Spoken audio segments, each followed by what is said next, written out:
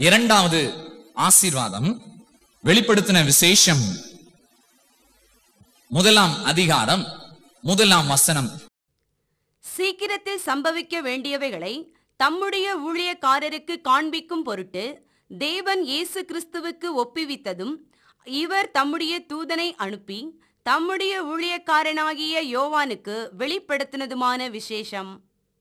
சீக்கிரத்தில் சம்பவிக்க போகிறவைகளை தம்முடைய ஊழியக்காரர்களுக்கு, அவருடைய பிள்ளைகளுக்கு காண்பிக்கிற தேவன்.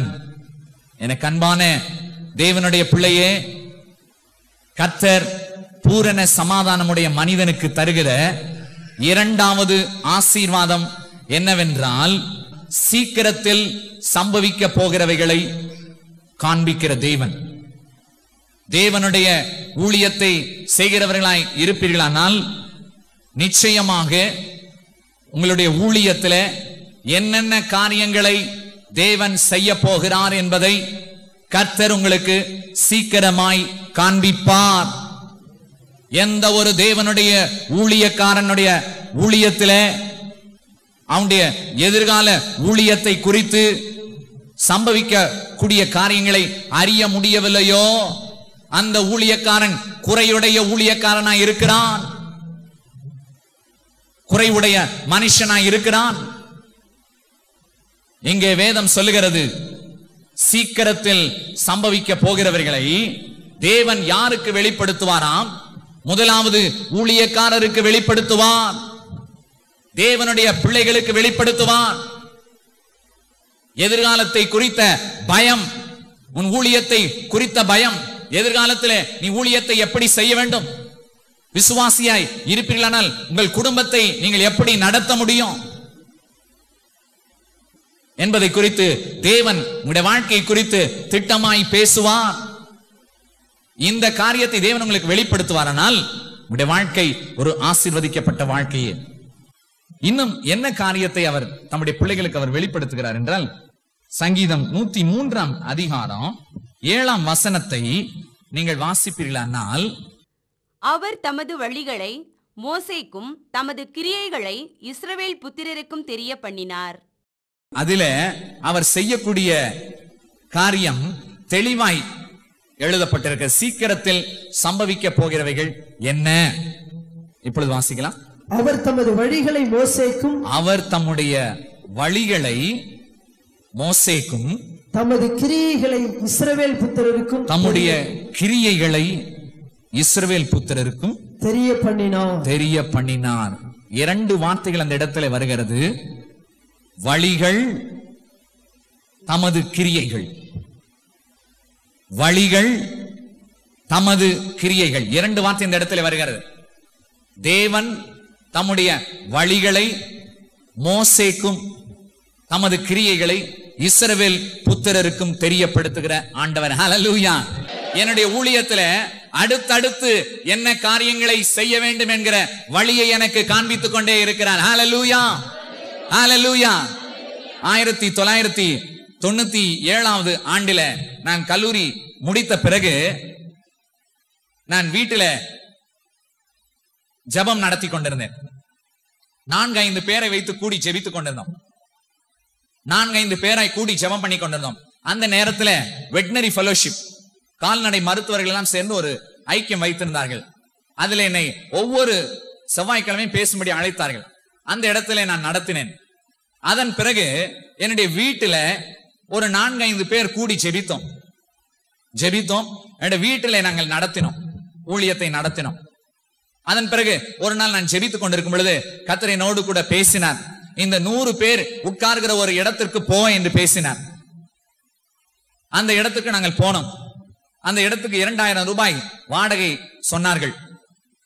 அந்த இடத்துக்கு போகும் பொழுது என்னுடைய தாயார் என்ற ஊழியத்தில் எனக்கு உதவி செய்தார்கள். ஆனால் ரிட்டையர்ட் ஆகிற நேரத்தில் கர்த்தர் அந்த இடத்திற்கு போக சொன்னார். அதனுடைய வாடகை 2000 ரூபாய் கொடுக்க வேண்டியதா இருந்தது. 4-5 குடும்பங்களை வைத்து அந்த இடத்துல 2000 ரூபாய் வாடகை கொடுத்தோம். திடீரென்று ஒரு நாள் ஞாயிற்றுக்கிழமை காலையிலே ஆராதனையிலே பிரசங்கித்துக் கொண்டிருக்கும் பொழுது ஆண்டவர் பேசினார். சீக்கிரமாய் இந்த இடத்தை விட்டு கடந்து 200 பேர் உட்கார்கிற ஒரு இடத்திற்கு நீ போ. காலை 10:30 மணி இருக்கும். துரிதமாய் நீ கடந்து போ, பின்னிட்டு திரும்பி பாராதே. இந்த இடத்தை நீ திரும்பி பாராதே. இந்த 100 பேர் உள்ள இடத்துல நடத்தி வந்த நாட்கள் முடிவடைந்தது, நீ கடந்து போ என்று பேசினார். 200 பேர் உட்கார்கிற ஒரு இடத்திற்கு, ஒரு சினிமா தியேட்டருக்கு நாங்கள் போனோம் நாமக்கல்ல. அந்த இடத்துல போனோம். 6000 ரூபாயை வாடகை கொடுத்தோம். கர்த்தருடைய கிருபையினாலே 2 ஆண்டுகள் அந்த இடத்துல நடத்தினோம். போன ஆண்டு ஜெபித்துக் கொண்டிருக்கும் போது ஆண்டவர் சொன்னார், 800 பேர் உட்கார்கிற இடத்திற்கு நீ போ, 800 பேர் உட்கார்கிற இடத்திற்கு போ. இந்த வாடகை காட்டிலும் 3 மடங்கு அதிகமுள்ள வாடகைக்கு நீ போ. கூரையிலே நடத்தக்கூடாது என்று சொல்லி நான் ஆண்டவரிடத்திலே ஜெபித்தேன். நீர் என்னை உண்மையாய் ஊழியத்திற்கு அழைத்திருப்பீரானால் கூரை ஊழியம் எனக்கு வேண்டாம் ஆண்டவர் என்று சொன்னேன். உம்முடைய ஊழியத்தை நான் கூரையின் கீழே செய்வதை காட்டிலும் நான் உலக வேலையை செய்ய விரும்புகிறேன். ராஜாதி ராஜாவினுடைய ஊழியத்தை செய்கிற எனக்கு ஒரு குறைவுமின்றி நீர் ஊழியத்தை நடத்த வேண்டும் என்று சொல்லி நான் ஆண்டவரிடத்தில் நான் கேட்டேன். ஆண்டவர் என்னோடு பேசினார். குறைந்த விசுவாசிகள், தசமபாகம் கொடுக்கிறவர்கள் மிகவும் குறைவு. ஆனால் அந்த இடத்திற்கு போனோம். 800 பேர் உட்கார்கிற இடத்தை நாங்கள் பார்த்தோம். கர்த்தர் புதிய இடமாக தான் வேண்டும் என்று சொன்னேன். மார்பிள் உள்ள இடமா இருக்க வேண்டும் என்று கேட்டோம். டெரஸ் பில்டிங்காக இருக்க வேண்டும் என்று கேட்டோம். முதலாவது நாங்கள் தான் போய் அதிலே நடத்த வேண்டும் என்று கேட்டோம். நீர் வல்லமையுள்ள ஆண்டவராக இருப்பீரானால் இந்த அற்புதத்தை நீர் எங்களுக்கு செய்ய வேண்டும் என்று சொன்னோம். கர்த்தர் அதை எங்களுக்கு வெளிப்படுத்தினார். சீக்கிரத்தில் சம்பவிக்க வேண்டியவர்களை வெளிப்படுத்தினார். இன்றைக்கு 4 மாதம் வாடகை கொடுத்திருக்கிறோம். ஹல்லேலூயா. நம்முடைய தேவன் பெரியவர். உங்களுடைய ஊழியத்தில, உங்களுடைய குடும்பத்தில சீக்கிரத்தில் செய்ய போகிற காரியங்களை உங்களுக்கு தெரிவித்துக் கொண்டே இருக்கிறவர், உங்களோடு பேசிக்கொண்டே இருக்கிறவர், என்றென்றைக்கும் உங்களோடு கூட இருக்கிறவர். ஹல்லேலூயா, ஹல்லேலூயா. நீ மனிதனிடத்தில் ஆலோசனை கேட்பாயானால் நீ தோற்று போவாய். உடன் ஊழியனிடத்தில் ஆலோசனை கேட்பாயானால் நீ வெட்கப்பட்டு போவாய். உடன் ஊழியக்காரன் ஊழியத்தை வந்து செய்வான் என்று நீ எதிர்பார்ப்பாயானால் அவன் உன்னை கைவிடுவான். இயேசுவின் இடத்துல யூதாஸ் இருந்தது போல உன்னுடைய ஊழியத்துல, இந்த குடும்பத்துல அநேக யூதாஸ்கள் இருப்பார்கள். ஆனால் என்றென்றைக்கும் நம்மோடு கூட இருக்கிற ஒருவன் நம்மோடு கூட இருக்கிறார். ஹல்லேலூயா, ஹல்லேலூயா. எல்லாரும் உச்சமா சொல்லுங்க, ஹல்லேலூயா, ஹல்லேலூயா. என்ற ஊழியத்துல ஒவ்வொரு தரிசனத்தின் மேல் தரிசனத்தை நான் பெற்றுக்கொண்டே இருக்கிறேன். சுயத்தினால், சுய யோசனையினால், சுய சித்தத்தினால், மற்றவர்கள் செய்வதை பார்த்து செய்கிற காரியம் அல்ல.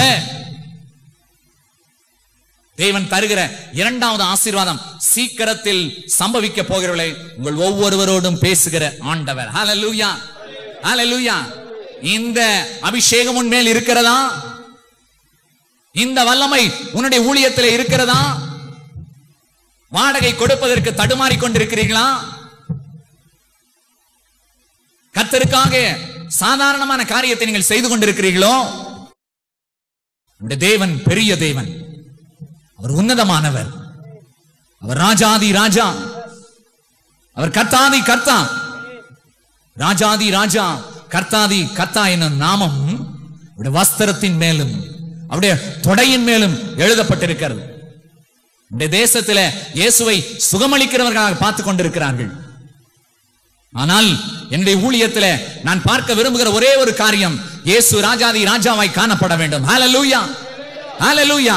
உன்னுடைய ஊழியத்தில், உன்னுடைய குடும்பத்தில் அது காணப்பட வேண்டும். பூரண சமாதானமுடைய மனுஷனுக்கு தேவன் தருகிற 2வது ஆசீர்வாதம், சீக்கிரத்தில் சம்பவிக்க வேண்டியவைகளை உங்களோடு கூட பேசுவார். ஹல்லேலூயா.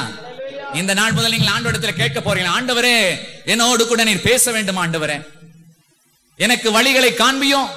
அன்றைக்கு மோசேக்கு காண்பித்த அதே தேவனோடு கூட இருக்கிறார். உனக்கு காண்பிப்பார், வழிகளை உனக்கு காண்பிப்பார். தமது கிரியைகளை உனக்கு தெரியப்படுத்துகிற தேவன். 2 காரியம், வழிகளை காண்பிக்கிறவர், தமது கிரியைகளை தெரியப்படுத்துகிறார். நீ எந்த பாதையில போகணும்? இந்த ஆண்டு நீ இப்படி 10 ஆத்துமாவை வைத்து நீ கஷ்டப்பட்டு கொண்டிருக்கலாம். அல்லது விசுவாச வாழ்க்கையில நான் பல நாட்கள் ஜெபித்துக் கொண்டே இருக்கிறேன், பல வருடங்கள் அபிஷேகத்தில் நிரம்பி ஜெபிக்கிறேன், என்னை போராட்டம் என்னை விட்டு நீங்கவே இல்லை என்று சொல்லிக் கொண்டிருக்கலாம். ஆனால் தேவனாகிய கர்த்தர் சீக்கிரமாய் செய்ய வேண்டிய காரியத்தை உன்னோடு கூட வெளிப்படுத்துவார். அப்பொழுது என்ன நடக்கும் என்றால், தேவன் இந்த காரியத்தை வெளிப்படுத்தும் பொழுது உங்களுக்கு என்ன நடக்கும் என்றால், எரேமியாவின் புஸ்தகம் 6ஆம் அதிகாரம் 16ஆம் வசனத்தை வாசிக்கலாம். சீக்கிரமாய் வாசிக்கலாம். வழிகளிலே நின்று பூர்வ பாதைகள் எங்கே என்று கேட்டு விசாரித்து நல்ல வழி எங்கே என்று பார்த்து அதிலே நடவுங்கள். அப்பொழுது உங்கள் ஆத்துமாவுக்கு இளைப்பாறுதல் கிடைக்கும் என்று கர்த்தர் சொல்லுகிறார். அவர்களோ நாங்கள் அதிலே நடக்க மாட்டோம் என்கிறார்கள்.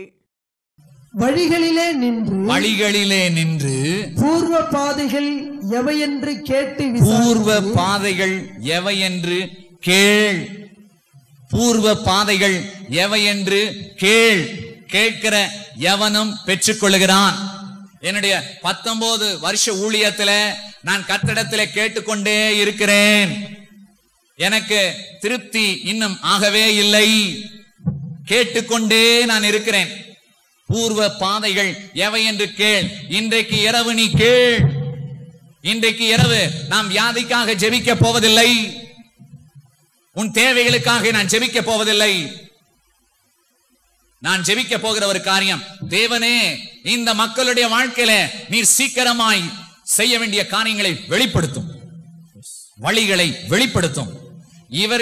இவர்களை கொண்டு உம்முடைய கிரியைகளை இவர்கள் மூலமாய் நீர் என்ன செய்ய போகிறீர் என்பதை மனம் இறங்கி நீர் அதை வெளிப்படுத்தும். எதற்காக இந்த உலகத்தில் தேவன் உங்களை தெரிந்து கொண்டார்? ஏதோ ஒரு சாதாரண ஆசீர்வாதத்தை பெறுவதற்காக அல்ல. நீ எந்த வழியிலே போக வேண்டும், நீ எந்த பாதையிலே நடக்க வேண்டும் என்று அவர் தீர்மானம் செய்து வைத்திருக்கிறார். அவருடைய கிரியைகளை உன் வாழ்க்கையில செயல்படுத்துகிற ஆண்டவர். ஹல்லேலூயா.